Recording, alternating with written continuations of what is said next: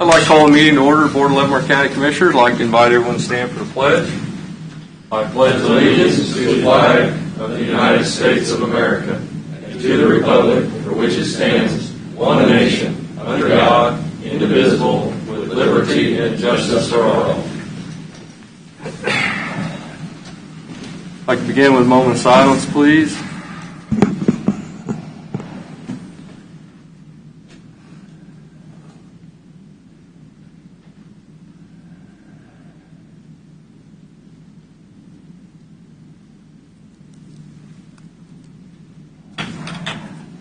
Roll call. Start with Commissioner Culberson. Here. Commissioner Smith is present. Commissioner Shimke. Here. And Commissioner Stevens. Here. And Commissioner Cause. Here. All commissioners are present. We don't have any public comment this morning, so we'll move on to administrative business. Mr. Lawford, do you have any administrative business this time? I don't have any administrative business this morning. Okay. Then we'll move on to the consent agenda. Has everyone had a chance to look at all the items on the consent agenda? Is there anything that needs to be pulled off and voted on separately? Then I move we accept the consent agenda as presented. Second. I have a motion and a second on the consent agenda. Is there any further discussion? Voting. Aye. Aye. Aye. Aye. Commissioner Cosmos, aye. All right. Thank you.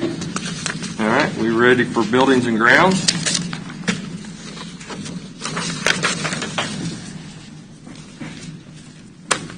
Morning, Commissioners. How are you? How are you, Mr. Yoakum? Good morning. I was tasked with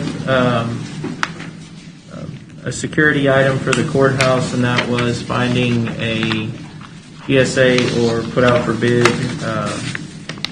comparable products to what we have at the Justice Center. Before you guys, you have Astrophysics GSA contract holder, 2 X-ray machines, 2 metal detectors, and 2 handheld devices. The staffing, if this passes, will be held by the Sheriff's Office. This will create 2 secure entrances to the courthouse, closing the other entrances for public entrance. Okay. Question? This is Commissioner Cos. I do have one question. Well, how are we going to handle the, I don't know which entrances will be secure and not, but the handicapped entrance?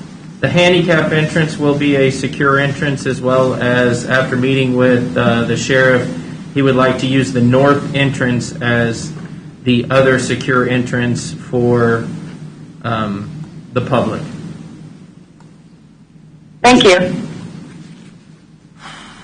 Yeah, and that was a question I had. Is I'm assuming there's been collaboration with the sheriff, and then maybe also Larry. This does have some technology dependencies. I assume. The units are standalone units. Okay. We will have some slight adjustments. The handicap entrance, there is a storage closet right off of that entrance that will probably push back a little bit and create a little bit of a lobby area for them to get all of that unit in there and still stay ADA compliant for that entrance. The north entrance will have to be a little bit creative with the handrail, as well as the double door entry system, on working with that and staying as true to what we have interior look as possible, but then creating secure entrances there. And Commissioner, some of you may remember that actually this conversation started a few years back. Yep. And that we are using the COVID-related funding for the securing, and then also we'll be putting the thermal temperature scanners at the doors, so as people come in, we'll be able to tell if they're running a temperature or not, so we can do further screening at that point.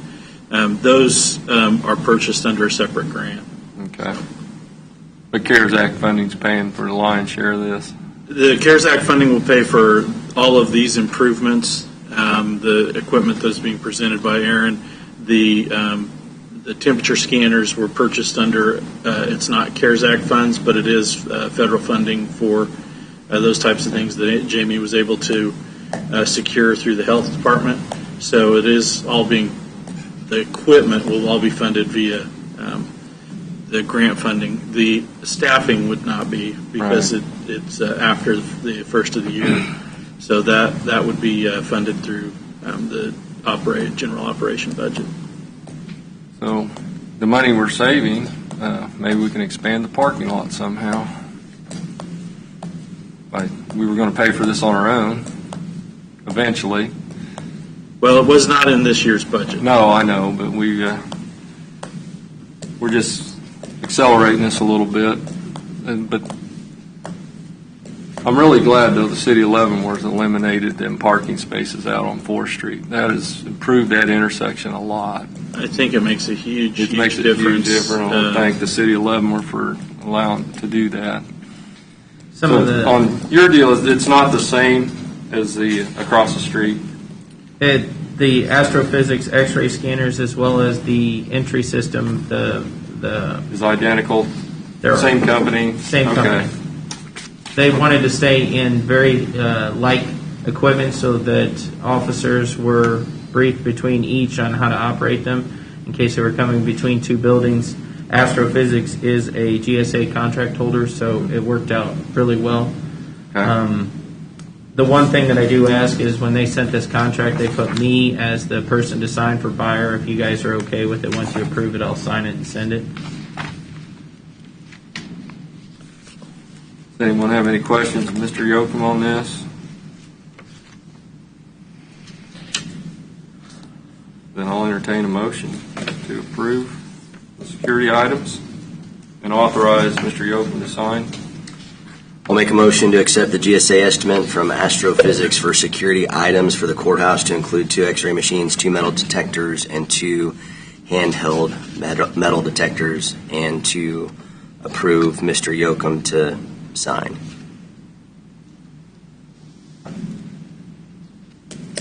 Have a motion. Do I have a second? Second. Have a motion and a second. Any further discussion? Well, I just want to say one thing. It's too bad that our society's gotten to the point where these type of security measures are necessary. But that's the way society's gone, It's probably going to get worse. and that's too bad.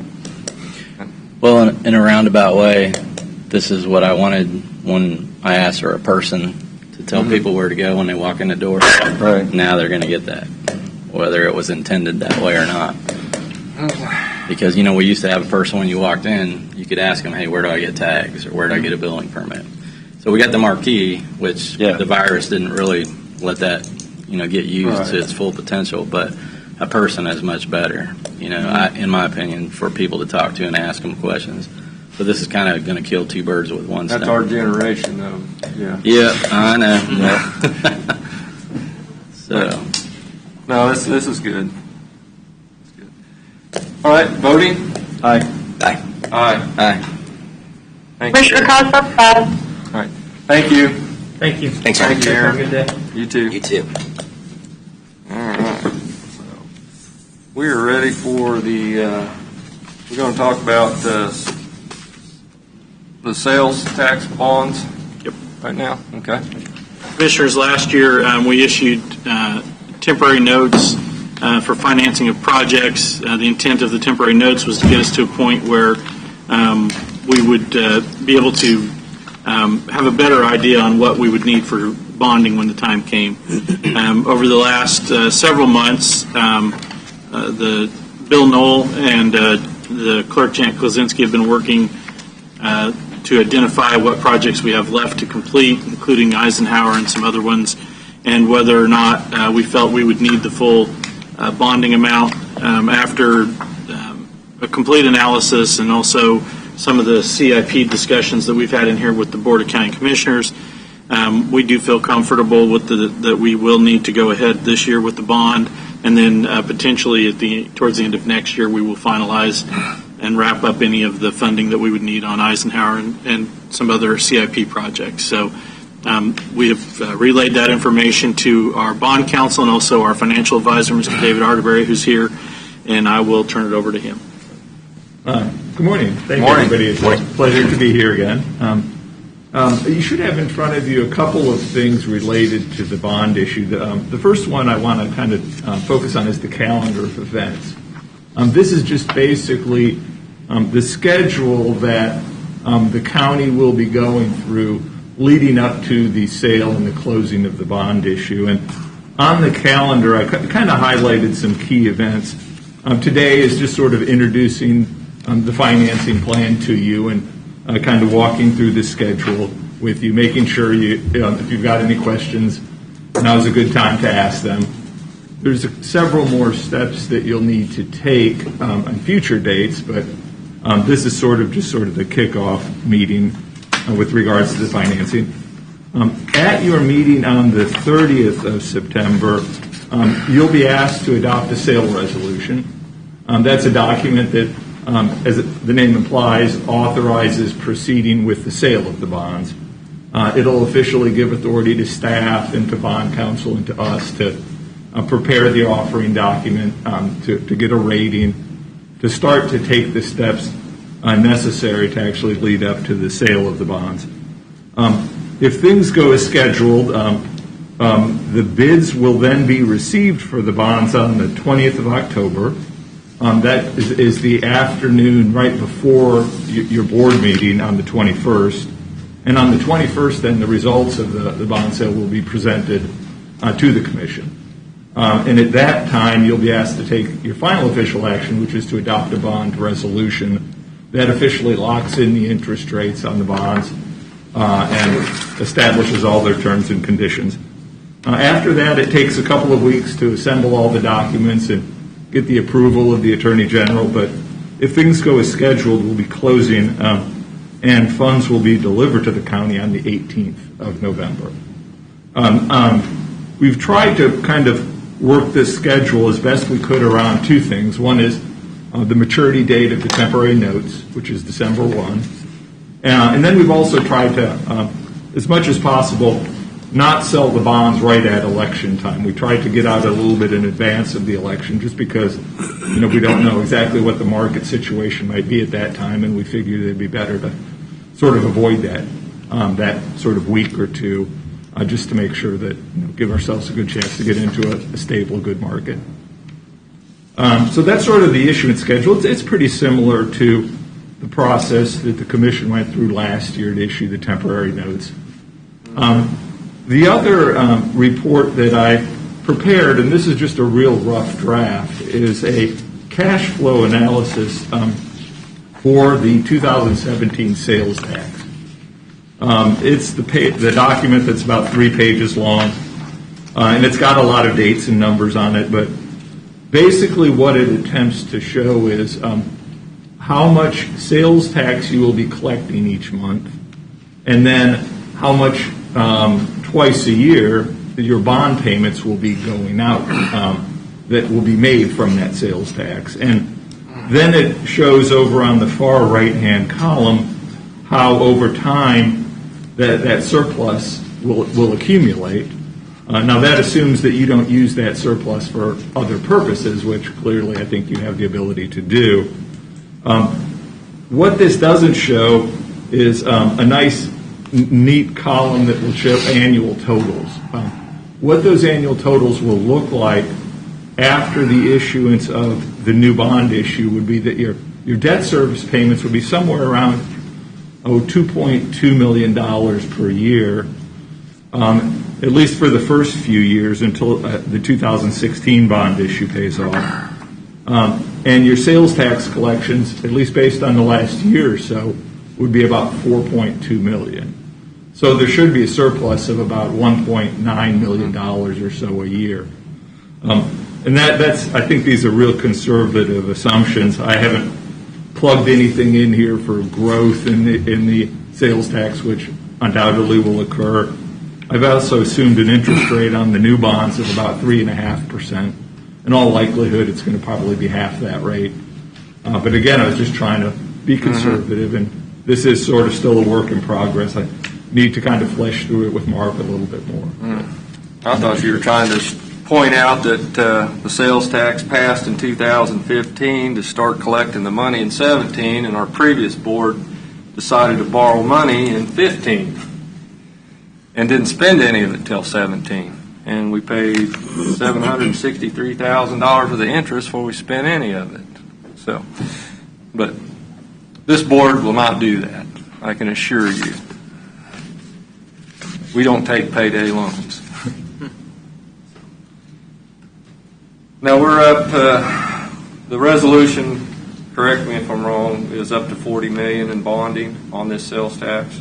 That was the initial resolution and when the question that went out. And we're at 31 right now. Yeah, 31.3, that's up sort of at the top, the middle of this page on the cash flow analysis. Okay. Yeah. And based on where rates are, you were estimating that, again, any funds that have been allocated, but obviously, are already spent on a project. I mean, they can be in an interest-bearing account. They just can't be in an account that's bearing more interest than, obviously, the rates associated with it, meaning the access to those dollars it's not negligible expense, but it ends up being well below 1%, right? Yeah, I mean, the borrowing rate right now on the new bond issue, I'm going to project is probably going to be somewhere in the neighborhood of 1.5%. That was my maybe guess. A little below that. The investment, when those bond proceeds are received, most of them are going to immediately be used to pay off the temporary note. To the extent there's any proceeds left over, you legally can't invest that at a rate that's higher than the rate on the bonds. That's not going to be an issue now because I'm guessing your short-term borrowing rate's I don't know, 0.1% or something like that. It's probably very small. Now the sales tax itself, when that money's received, those aren't bond proceeds, so you could invest those at whatever rate you can get. Now, having said that, just because the way the market is, the rate that you're going to be able to get is still going to be, 1/10 of a percent or something. Right. Yeah. So you might as well invest it in projects. Yeah. So that was about it. Economic development or infrastructure. You get more bang for your buck there. So again, this is kind of sort of just a kickoff meeting. Wanted to let you know what you'll be looking at going forward related to the bonds, and of course, answer any questions you might have about the process or anything. No. We've, I think most have been through this before. Yep.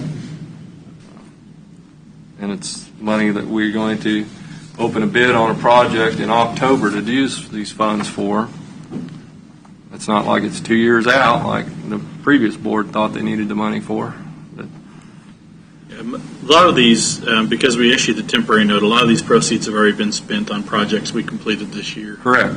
So, No, that's Yeah. what I'm saying. So We had money this- sitting there we were paying interest on. right. This is not a issuance that will fund all of Eisenhower. Right. This is funding all the projects we've already completed and a portion of the Eisenhower project, but not all of The it. money, So there will be the money is additional- pledged. Right. Unlike that last bunch that borrowed right before I took office, and they borrowed 4.1 million in taxable bonds and 9.7 in non-taxable bonds. I think all total we had borrowed about $21 million in Well, I just in funds questioned the before one in we December before I received took any revenue office. from the sales tax. Yeah.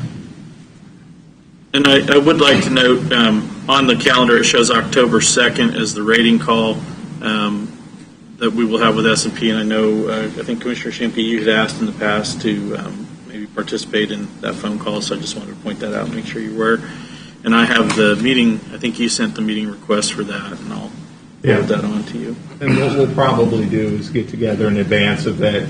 Usually what the rating agencies do is provide us a week or so ahead of time a list of questions and topics, and we will get together before the regular call with the rating agency and review those questions and prepare answers for them.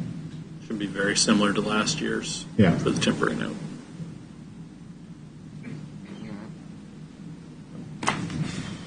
All right. Well, thank you. Yeah, thank you for coming today. Thank you. Mr. Van Perry's, Spend more time next time. Mr. Van Perry's, why did they do the bond in 2015? The sales tax passed in February 3rd of 2015 for a tax to renew that didn't expire until the beginning of 17. We wouldn't have collected any money till the first quarter of 17, and why would they borrow $8.5 million in 2015 and the money just sat there? Commissioners. I'm trying to figure this out. Commissioner Smith, members of the commission, to plumb the depths of the minds of that prior board would require more time than we have here this morning. I believe the intent was to try to jumpstart some road projects even before the design work had been fully contemplated. But we wouldn't be collecting the sales tax for almost 2 years. That is true. But we paid the interest from day one. Generally, you have to. I mean, this is almost criminal. There's people in prison that's done less. Would they have received the information about that? Yes. Part of the why I think it's important to have plans for road projects sitting on the shelf, even if you don't have the money for it. Exactly. Have it sitting there waiting so that when the money shows up, you got something to spend it on instead of paying interest on money that you don't have anything to spend it on.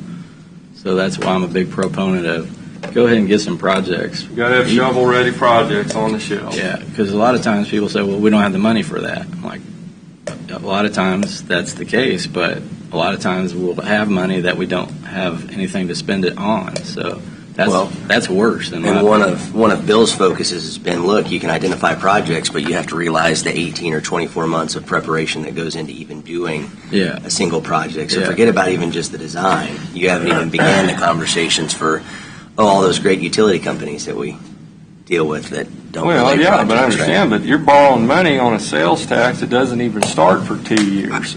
I got it. Beyond frustrating. One of the things and since David's here, I'm sure he can do a much better job of explaining this than I will, but I know one of the reasons, and I was not here in 2015 or 16 when they issued those bonds. Neither was I. I would have counseled against it, and I've had this conversation actually with David. He would have probably counseled against that as well. But the financial advisor they had at the time, the information was that, and it's true, that there's a certain amount of bonding you can do each year. That if you stay under the $10 million threshold, what's the term it's used? If the county is issuing less than $10 million of tax-exempt debt in a year, those bonds can be designated as bank qualified. And what that means is that they have a special tax treatment that makes them particularly attractive for banks to purchase. And as a result of that, they'll garner at sale a little bit lower interest rate than bonds that are not bank qualified. And so part of the motivation back then could have been to try to take advantage of that and sell at the end of the year, when you knew you were going to be less than $10 million, enough bonds to be able to issue these bank qualified bonds. Now, that interest rate differential can vary. At certain times, that interest rate differential might be 1/4 of a percentage point. At other times, it might be 1/10 of a percentage point. There is a benefit to doing that, but there's also somewhat of a speculative nature in doing that too, particularly if you don't need the money immediately. Right, and I'm telling you, the bond rates in 2015 as opposed to today are pretty different. Yeah. Well, and any savings would have been chewed up very quickly in the actual interest paid on the bonds when you didn't need them for probably 3.5 years before we started using them. So we've had this conversation actually and probably 3 years ago. Yeah. So. Okay, well, I'm glad I'm not the only one concerned about it, but right now we are spending the money on the projects. We would have had a lot more money to spend had we not paid interest on all that money while it's just sitting there. Mr. Smith, you may recall, although you were not in a executive position at the time, the board did put a great deal of pressure on Public Works to start 3 major projects, quite frankly, well in advance of any detailed planning.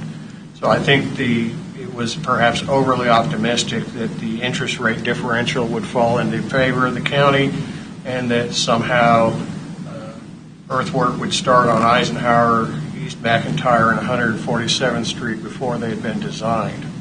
That fortunately did not come to pass, but there was a financial cost to the county. You're calling it overly optimistic. I'm calling it incompetent.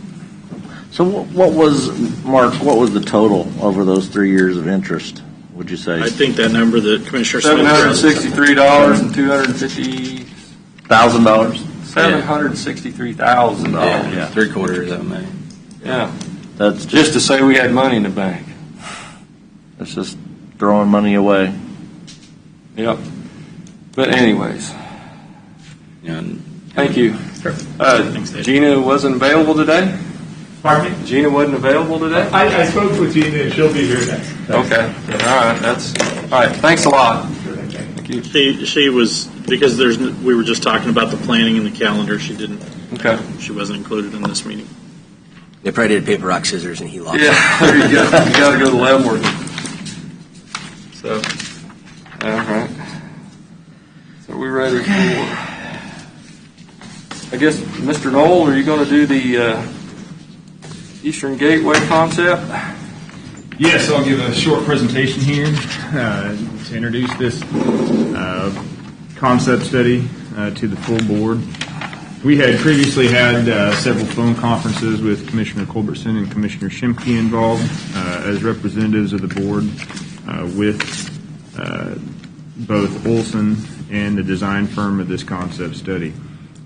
So the general scope of the concept study, I'm sure you guys are aware, but quickly I'll review that. We have a 12-mile separation distance between the 435 bridge and the Centennial Bridge here in the northern portion of the city of Leavenworth.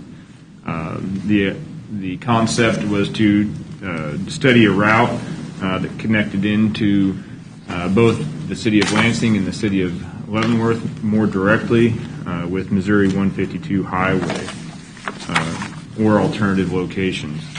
And so the general scope of the project was to include an initial analysis of possible routes and then an assessment of the traffic volumes that would be generated by this new connection.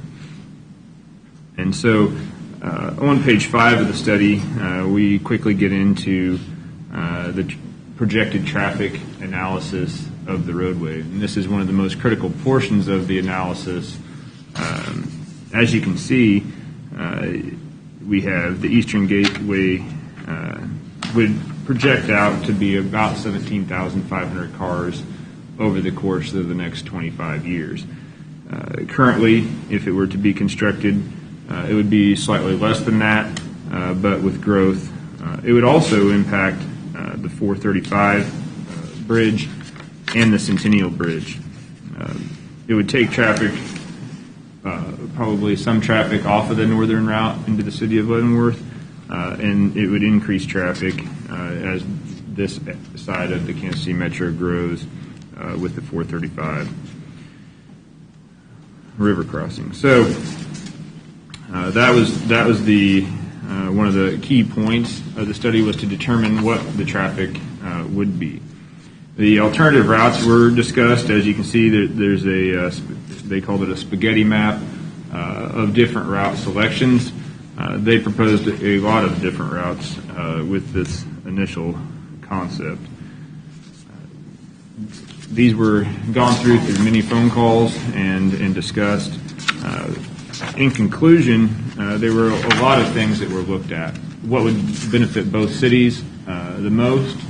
What would benefit the Platte County side of the river, both the city of Parkville and Platte City, and what the limitations of the terrain were. There are a lot of terrain limitations in this study, and some of those include the railroad along the western bluff. On the eastern side of the river, there is also another railroad. We have the floodway that requires the construction of a bridge instead of a bermed roadway that would increase the cost significantly. There is also the bluff here on this side that would need to be traversed going down with the bridge, and several floodplains and creeks.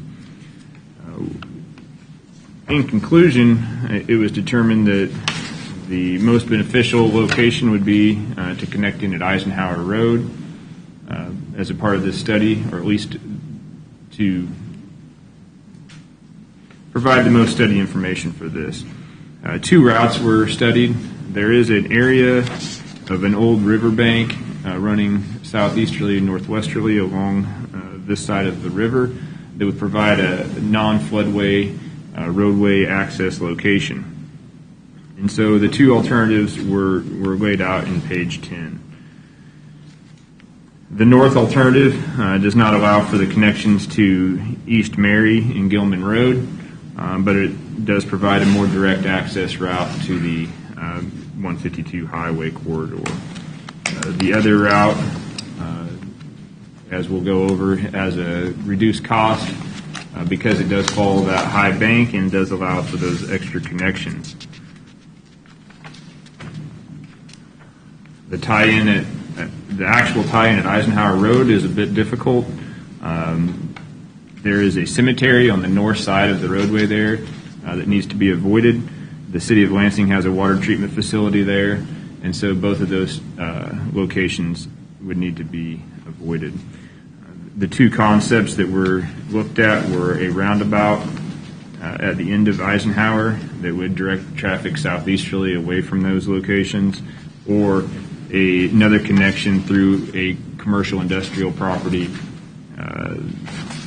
that would allow for a non-roundabout location. There were some typical sections of the bridge that were provided to show the type of roadway construction that would be possible. The other important aspect of this study is what would the study cost, or what would the bridge cost? I'm sorry. And so the north alternative would require a longer bridge. Bridges are obviously very expensive because it does cover more of the floodway. So the estimated cost of that northern route would be $301,372,000. The south route would be $253,935,000, excuse me. And we did include a bike path along that route. The reason for this is a lot of federal funding would require you to have that, and so a part of this study was to include that. If we were to move forward with federal funding, that would be an important aspect of the application, would be the multimodal aspect that would allow for that pedestrian traffic. They also broke out a couple costs to add those connectors into Mary Street and Gilman Road, and so what we are looking at is a very similar cost to add both connectors and the south route as no connectors in the north route. I think that there are advantages to both. I can cover the study more fully. The one note that I do have is Appendix B needs to be corrected. This is not the final study. This is an opportunity for you to provide any input prior to us receiving the final study. Appendix B does need to be amended to correct the routes and correct the traffic counts with the maps that were provided in the study. That was an original location that was part of the conceptual RFP for the project and wasn't actually part of the study. So it needs to be corrected to the alignments at Eisenhower Road and the traffic counts that would generate. Other than that, I found that there wasn't too many comments from myself or staff regarding the study, but I'm open to any discussion or any questions that you may have. I was looking at your the probable costs. Did I miss property acquisition, or is that not in that? I believe that's full cost, and so there would be. And there wasn't a line item for in the back property acquisition. I didn't see it. Okay. I might have missed it. Nope, you probably didn't. It was included in some of the initial analyses that we had. Okay. I think that is an important part of it because you're looking at a substantial property acquisition cost. Well, I'm not, I didn't know what it'd be under. It was under property acquisition in the previous. Yeah, but I didn't see it in here. No, I agree. Okay, just so it's covered. Okay. Yep, I'll make sure that it's, All right. if it's not included in some subcategory of one of these categories, that we do have that included in the estimated cost, because that's an Okay. important aspect of it. One of the great things I think about this route, in today's age, it's almost impossible to build something of this magnitude without affecting a lot of different property owners. And this route would propose only having to acquire property from about 7 or 8 property owners on the Kansas side. That's incredible. In today's age, to put something like this in. Right, where everybody's living on 5 acres. Yeah, two of the property owners own probably 80% of the property that we'd be talking about. Okay. So that's huge, I think, is trying to get this done. Right. You're only going to be dealing with 7 or 8 property owners to get Well, and property. how from. much of it's already in floodplain? Yeah, and most of it being in the floodplain.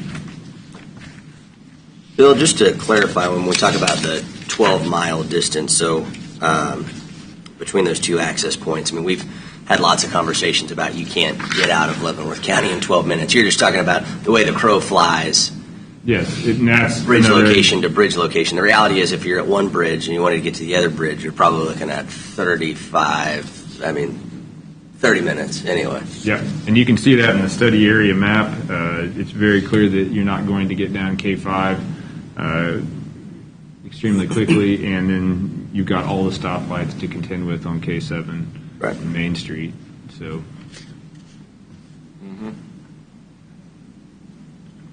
Well, I mean, one, we went into this understanding that, again, from a pure feasibility perspective, what are the best routes? How realistic, because of the topography, number of parcels, ultimate cost, how viable is it? And so one thing that obviously jumps out is it's not an inexpensive project. Most aren't these days, anyway. Secondly is they're actually estimating a higher usage than Centennial currently has, which I know there's been, again, a lot of confusion. This has never been a replacement of, only in addition to. And so I still don't know that all of the Centennial clarity is out there as far as when those improvements are being made, exactly what those improvements are and what those costs are going to be. But this would, in my opinion, be only in addition to, but further supports there'd actually be more use, more traffic, and I think most people would agree there's far more economic development opportunity associated with it. I mean, Yeah, we're a community of 90,000 people. We would warrant 2 bridges. There's 8 or 9 Kansas City bridges. The traffic counts on those is around 30,000, I think, is the average traffic per day. So the old bridge, Centennial Bridge, the first bridge pre-1950 was on Fort Leavenworth. The nucleus of the population for the area was around Fort Leavenworth. And then after the 50s, they built Centennial Bridge south of the old bridge. And today, most of the population is even further south. It just makes sense to put a new bridge south of Centennial Bridge. And having this many people, Fort Leavenworth especially, is KCI's biggest customer. If Centennial Bridge goes down, we saw it firsthand when they were working on it, they have to go all the way to Atchison or all the way to Walcott to get across the river. So I don't see how we don't warrant 2 bridges. Another thing that always gets brought up is the improvement of Highway 5. Make it, a faster, safer highway. You're still going to end up at Walcott Bridge. So you're not going to speed up access to North Kansas City by improving Highway 5 to get to the Walcott Bridge. So this just makes a lot more sense to me. What do you think it'd cost to improve Highway Probably Highway 5? Probably as much as this project, because that, It's still in the flood. topography, It's still in the floodplain. part of it's in the floodplain, and the topography is just the biggest challenge. So having this access, you'd be 10 minutes from North Kansas City. I talked to the city officials in Liberty and the community just west of Liberty. They were dying until 152 Highway got completed, and now they can't even keep up with the construction and improvements in commercial and economic development just because of 152's completion to their community. We would be a mirror image of Liberty, Missouri, if this was to get completed. having access is key to economic development. So we could sit up here and give a half a dozen examples that if you drove within 30 minutes, there is tremendous development, and I know people get frustrated all the time at the lack of it in Leavenworth County. And the reality is, most of the businesses you're seeing where there is development are ones that don't depend on retail. They're governmental installations. They're tax exempt. Their retail component of it doesn't matter, and logistics are clearly a requirement of retail. I drove of around commercial development. I drove around town. I took pictures of all the empty stores in Leavenworth and Lansing. 102 empty stores in Leavenworth and Lansing. I drove around Liberty, couldn't find any empty stores. So it just makes sense. I don't understand how this has not been put at the forefront of everything else for economic development for this area. Would you say it's fair to say that the Centennial Bridge will be a total replacement when they do something with that project? Because like I said, it is, I don't know what year they built that, in early 50s? 54? Either 50, I believe 54 was. Okay. Well, you would remember. I opened that bridge, Commissioner. Well, I was at the ribbon cutting. I wasn't at the ribbon cutting, but but it was also a toll bridge. But Trans Systems is also was in the 90s did the study for in the late 90s did the study for the replacement of the Centennial Bridge, and it was originally proposed to be a replacement with a toll road bridge that was then later rejected, both by the Fort and by the state. And so, from my understanding from those discussions, they're going off of that original design criteria with a full replacement under the governor's new plan, because the governor kind of announced that as one of their forefront projects in this new planning process, but she did not give a time frame or really a scope of services or scope of project for that. Well, I thought one of the other things we learned was you can't have a toll road that terminates into what's recognized as a blighted or improvement district. Like there's legislation that doesn't allow for that. So whether good, bad, or otherwise, as far as people agree, that's how where that bridge comes in is recognized from a development perspective. And so a toll road sounds like is a non-starter, where this could be privately funded, could be a toll, and if you don't want to use it, the good news is you can drive 30 minutes either direction around it. Mm-hmm. But can you toll something going into Missouri? On our side. Yeah, so it'd just be on the Kansas side. You can toll cars coming in and out. Okay, just that the booth would have to be. Yeah, you can put Tolls tolls on so both easy now, lanes. just It's drive just right they'd have on to be through. on the Kansas side. Bill, Just don't build any exit ramps off of it. there you go. In most of the Platte County discussions we've had, I mean, if there was a lot of support. The two caveats being, one, we're not going to toll, we can't toll, so that's not a part of the Missouri discussion. And then a big concern about eminent domain, impact to residents. Again, where this has been designed so there are so few parcels even involved in the project that.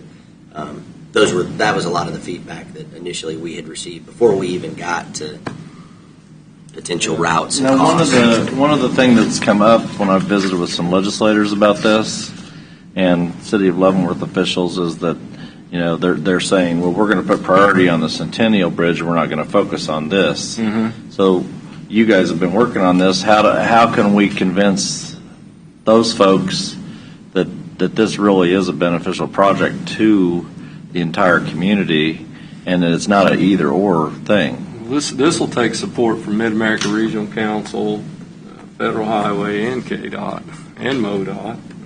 Yeah, what I was going to suggest today is we put a committee together, include people on the committee from the City of Leavenworth, City of Lansing, maybe somebody from the county at large, Port Authority, LCDC, Chamber of Commerce, get somebody from the state, from Mid-America Regional Council.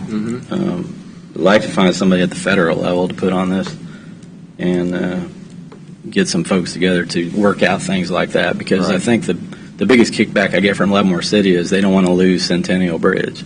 But like I said, we're a community of 90,000 people. There's no way we don't warrant two bridges. And Fort Leavenworth looks at this as the backup plan. Whenever Centennial's down, they don't want to go to Atchison and all the way to Walcott to get to KCI. Well, that may help when your federal dollars come in. Well, and going back to the beginning, I mean, I guess either I was told incorrectly or misunderstood, but Centennial was, again, it was always communicated to us that the plan was identified, the dates were set, the budget was available. Like, it was never a maybe type scenario. It was just, when is it going to happen? Is it 3 years away or 12 years away? And ultimately, who's funding it, and who's maintaining it going forward. So how those two things intersected, I have no idea. But it was never been a replacement of, especially knowing how far in advance these types of projects take to even execute. So I do think that from the city of Leavenworth's perspective, specifically, Eisenhower, I mean, we just had that conversation about the project and the growth and the expectations, and it's going to be very difficult to probably hit those expectations, specifically the industrial park, if you can't allow industry to get in and out of a community. So whether you go look at what's happening in Parkville or Liberty or Kearney, or I can go on down the list. I can't pick any of the Kansas side because they've already been developed if they're already on a massive interstate. But all of those were much smaller communities with far less upside 15 years ago. And here we are. So, Gardner, and here we are. And I think a lot of people are unaware that the city of Parkville has annexed in a line up 45 Highway all the way to 435 and 45. They put in that big sports complex and all those apartments now. And the way I look at this is the city of Parkville has thrown out a lifeline to Leavenworth Lansing community. It's up to us if we want to grab it or not. We would be 5 minutes. We would be connected. We would be part of the Parkville, North Kansas City area, because connectivity is key. We have lousy access to North Kansas City right now. This would fix that problem. My daughter graduated from Park. She drove it every day. How long will it take her to get there? Well, I'm not going to comment on that. Yeah, so this would cut that by 15, 20 minutes. So, Commissioner Culberson, would you be coming back to us with your proposal for your committee? Or, sure. Yeah. Because I think that's a great idea. Yeah. That's the only way anything gets done. Mm-hmm. Yeah. And if anybody wants to reach out to me and wants to be on that committee, I'd be more than happy to talk to them. But I think that's probably the next logical step is get a committee together to spearhead trying to get this thing off the ground and put into more of a spotlight. Okay. There's a consensus of the board then, Commissioner Culberson, to get together a committee on this? Okay. Okay. Sounds good. One of the things I was going to do next is get drone footage from the air, from going from Home Depot to the airport would take about 10 minutes if this was done. So I was going to get drone footage starting at Home Depot, fly the path of this route, and end up at KCI. And I think if people see it, I think the biggest problem is people have always just looked at the Kansas side map and the Missouri side map, and they've never really put two and two together that we are 5 miles away from KCI as the crow flies. But the route to get there takes us 30, 40 minutes. So I think, a flight, with footage showing exactly what your path would be if this was to put in, I think would really open a lot of people's eyes. So that's one of the things I was going to do next. Well, we continually hear from, again, the Port Authority or the LCDC or primarily the LCDC about RFPs that we don't qualify for. So, again, you can only win deals that you get to apply, and we don't get to apply for the majority of deals because our connectivity isn't, and it's relatively non-existent.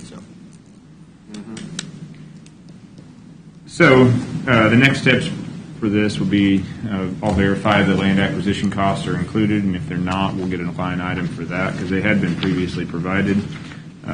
We need to update Appendix B before this goes out to any other communities and for their review.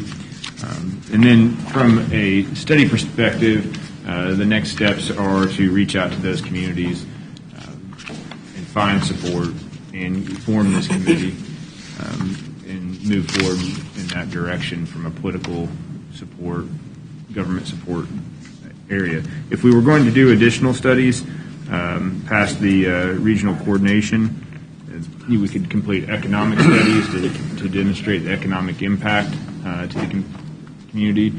Those studies present a dollar ratio.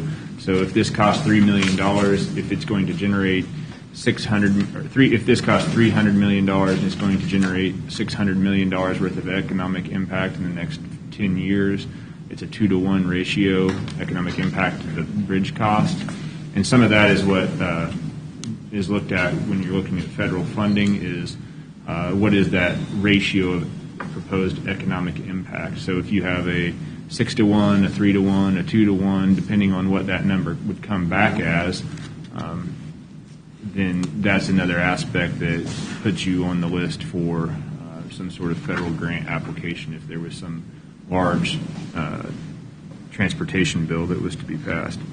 And then the other aspect of it that is can become extremely drawn out and that can be investigated would be the environmental impact.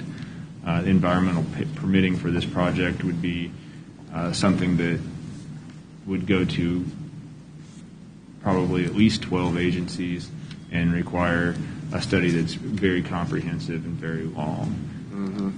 You're going to have to include alignment information on that study in order to get past the Corps of Engineers. So they'll look at the stream obstructions and all of the different aspects of this. Historical preservation studies would be done. They might even do digging out at the location. And so there would be a lot of things that need to be done. From the environmental could determine the route. Could impact the route, especially Not determine it, though. Not determine it, no, but it could impact it, especially at the river location. They would want to make sure that this location in a flood event isn't prone to channel change or scour or other river flood issues. Okay. And cost of that could probably be in the $1 million range. I'm sure. It's going to be a very expensive study. Well, it could be multi. Yeah, I was going to say probably more. But what are the chances of this becoming a toll road? Kansas has changed the law to allow for toll roads. And so I'm not aware of what Commissioner Shimke was talking about it being considered a blighted area where it's coming into. If there is This wouldn't be. Centennial. I was talking about Centennial. Oh, okay. All I thought right. you were referring to this Eastern Gateway area. Yeah, I forget what the economic development zones or whatever that. There's a 3-letter acronym that anyway. So because of the number of properties, status of properties, cost.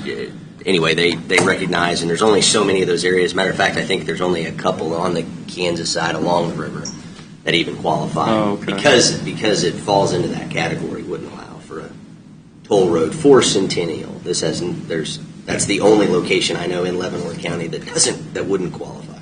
I know the military is also very opposed to the tolling of that location. Mm-hmm. That was the major impact that got that stopped. Was Oh, I'm sure. They didn't want to have all of the people who are working at the fort and were stationed here to pay a toll that were living on the Missouri side on a daily basis. But they have really opened up the legislation for this recently, and that discussion is Kind of like a penalty to live on the Missouri side. yeah, it's a discussion. The discussion for that is, Heaven forbid. was started with the South Lawrence Trafficway, and so the South Lawrence Trafficway begins at the Turnpike. They need to do a major upgrade of the roadway between the Turnpike and US 59 Highway.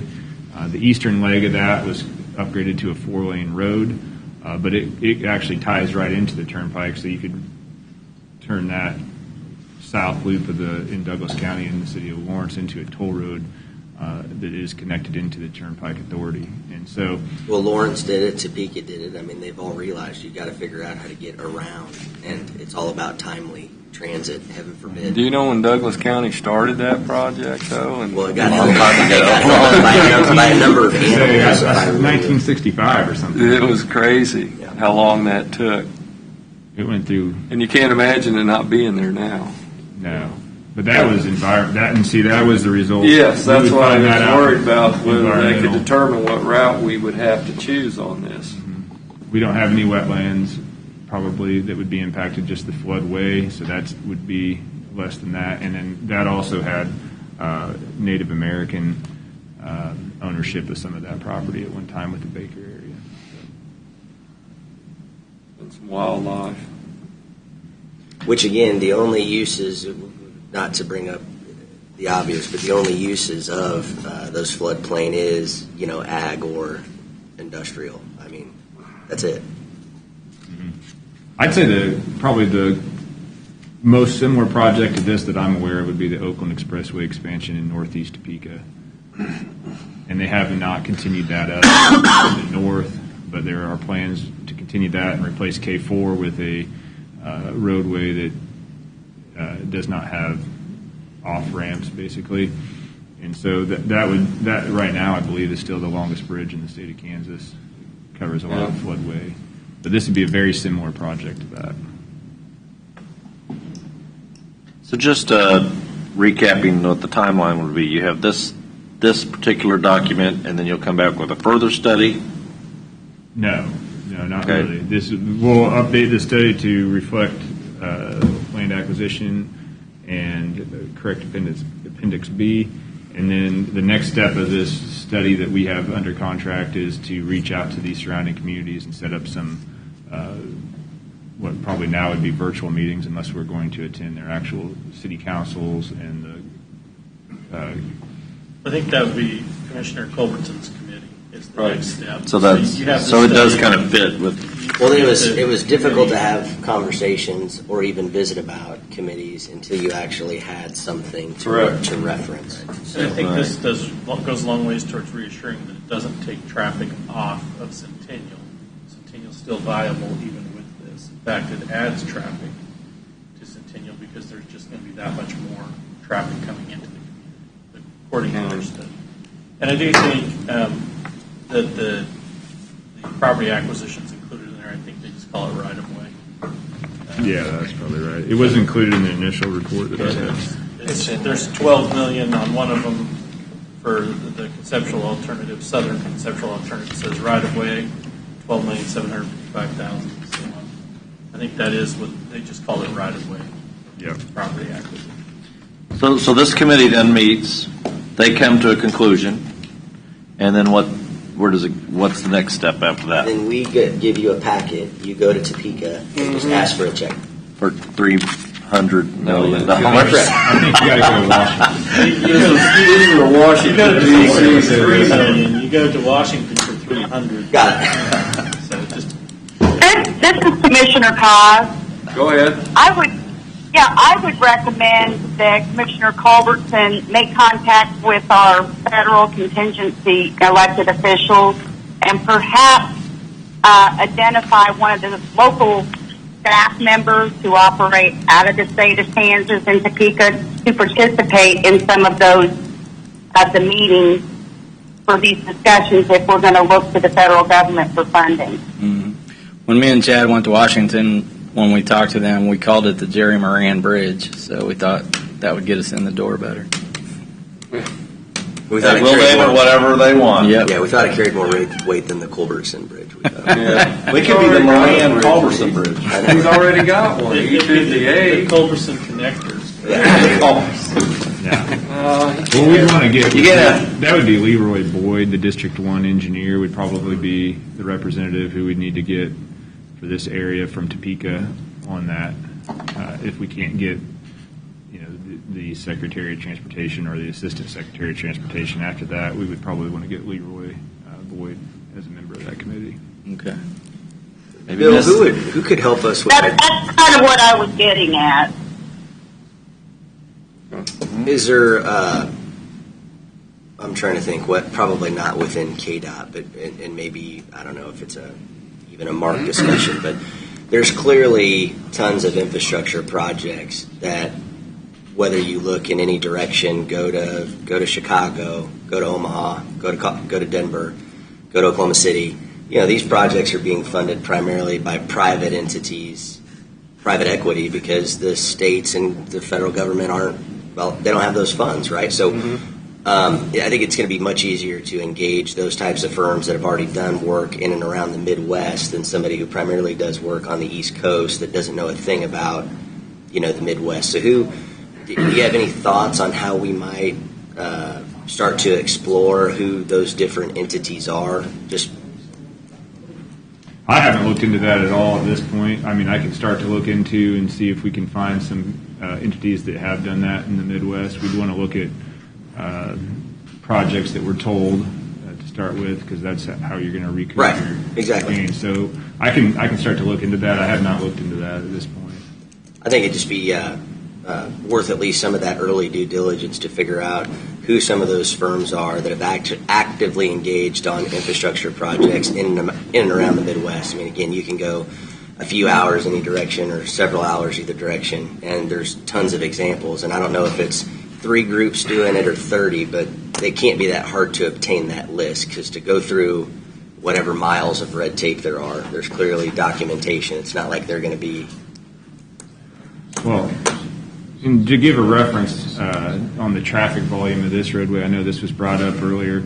The Buck O'Neill Bridge, it's currently under construction and design. They're projecting it to have a completion daily traffic count of 45,000 vehicles a day, and that's connecting into the downtown metro Kansas City corridor. And so putting this at 17.5, you're still looking at a considerable amount of traffic for a bridge in the Kansas City metro area. But that is just throwing it out there as a comparison, because this provided the 435 traffic counts, but if you're even looking at the interior core of the Kansas City metro area, the Buck O'Neill is at 45,000. And I also wanted to throw in, this idea came up about 25 years ago, and the first people to shoot it down was Platte County.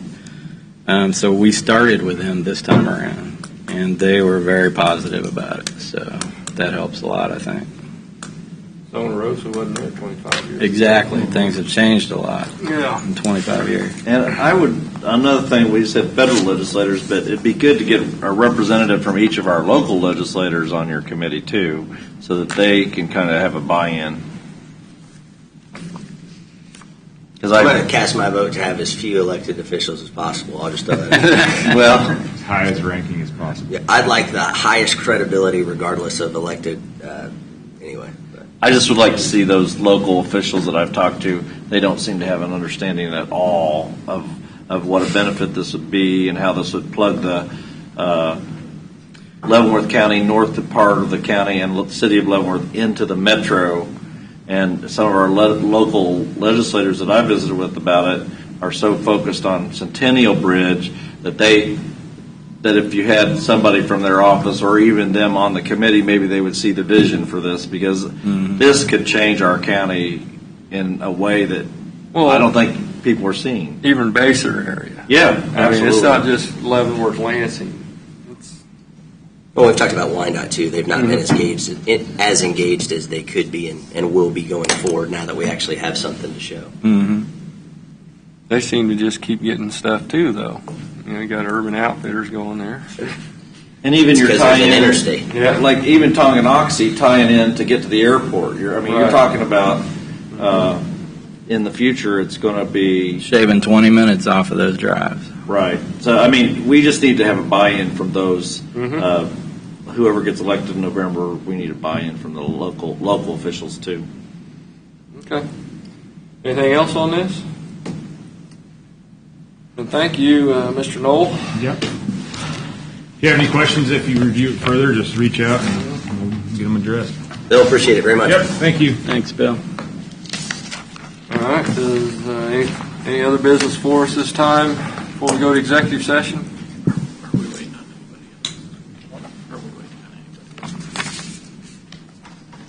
Okay. I just want to remind everybody that the census will end this month, a month earlier. So everybody needs to be counted, and I don't think the numbers are really impressive of what they think they've got turned in so far in our local, Wyandotte, Johnson, and Leavenworth. So be counted. It's very important. I'll entertain a motion to go into executive session for pending litigation. I move this board recess for a closed executive session meeting for discussion of subject involving the legal interests of the county as justified by KSA 75-4319B2 for consultation with legal counsel for the board, which would be deemed privileged in the attorney-client relationship, and that board resume open meeting at, how long do we need? How long we need? 1 hour. 11:05 in the meeting room of this board. Present in the executive meeting will be Commissioners Culberson, Cos, Shimke, Smith, Stephen, Senior County Councilor Dave Van Paris, and County Administrator Mark Lafferty. Commissioner Culbertson, if you could amend your motion to also include Mr. Chris Heigl. And also include Chris Heigl. No, you got to do the whole thing again.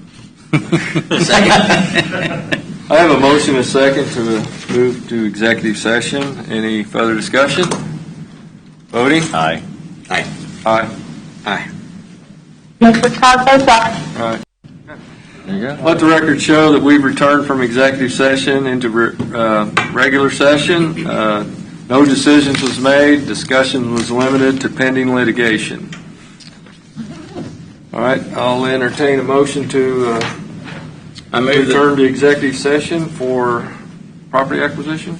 I move this board recess from open session, go into closed executive session for preliminary discussion on the acquisition of real property as justified by KSA 75-4319B6, and that this board resume open session in the meeting room at, how long we need? Call 11:30? Yeah, that'd be fine. 11:30. President of the executive session will be Commissioners Culberson, Cos, Smith, Shimke, Stephen. Present also will be the County Administrator Mark Lafferty and Senior County Councilor Dave Van Paris. Second. I have a motion and a second. Any further discussion on the executive session? Voting. Aye. Aye. Aye. Aye. Commissioner Cos votes aye. All right.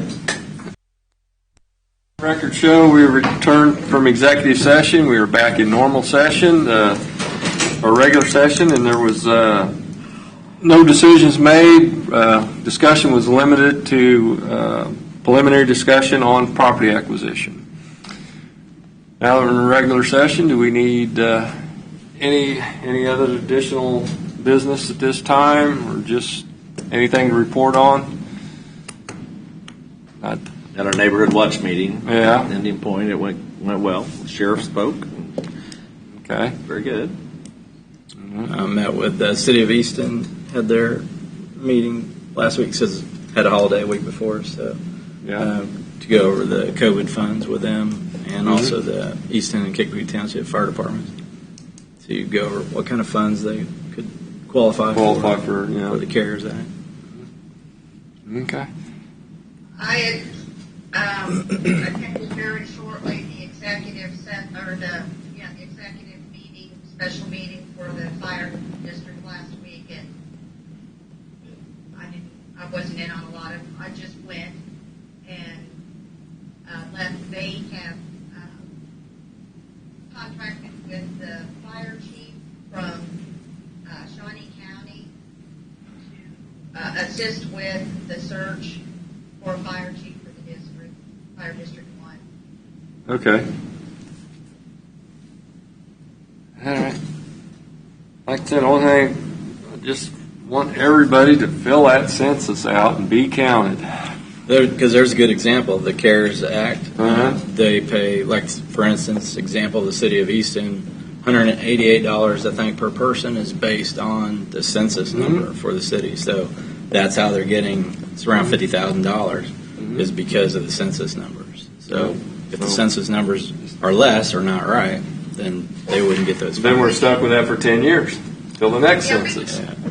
We can kind of do our part by encouraging all of our county employees to make sure that they have completed the census. Maybe an email to go out to all employees to make sure they've done that. Okay. But it's very important. I just hope everybody fills it out. Girders are up on Millwood Bridge. All right. So it's still on schedule to be open by I hope we get December 1st. some good weather and everything works out on that, because it's been delayed long enough. They're still on schedule. Okay. Good. All right, then I'll entertain a motion to adjourn. So moved. Second. Voting? Aye. Aye. We're adjourned. All right.